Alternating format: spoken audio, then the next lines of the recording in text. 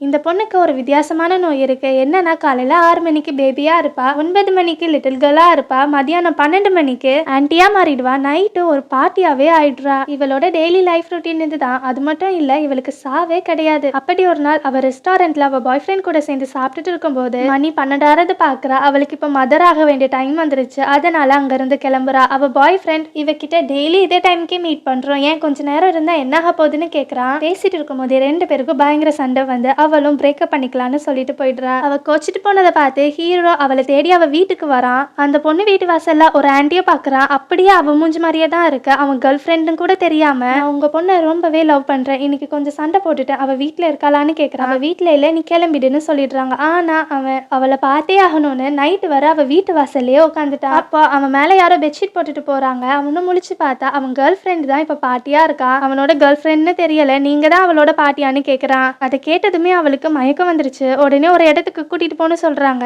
அங்க இருந்து டாக்டர் அவன் கேர்ள் ஃப்ரெண்ட் நம்ம சொல்லி டேப்லெட் கொடுக்குறாங்க. அதுக்கு அவன் இது என் கேர்ள் ஃப்ரெண்ட் இல்ல, அவளோட பாட்டின்னு சொல்றான். உடனே அவரும் அவளுக்கு இருக்கிற ப்ராப்ளம் பத்தி சொல்றாரு. உண்மை தெரிய வர அவளை விட்டுட்டு போயிடுவான்னு நினைச்சா, ஆனா அவன் கடைசி வரை உன் கூட தான் இருப்பேன்னு சொல்றான். 50 வருஷம் ஆயிடுச்சு. அந்த பையனுக்கு ரொம்பவே வயசாயிடுச்சு. ஆனா இந்த பொண்ணு இளமையா இருக்கா. 2 பேரும் பேசிட்டு இருக்கும் போதே ஹீரோ அவ தோல் மேல சாஞ்சு இறந்து போயிடுறான். உங்களுக்கு பிடிச்சவங்க நேம கமெண்ட்ஸ்ல சொல்லுங்க.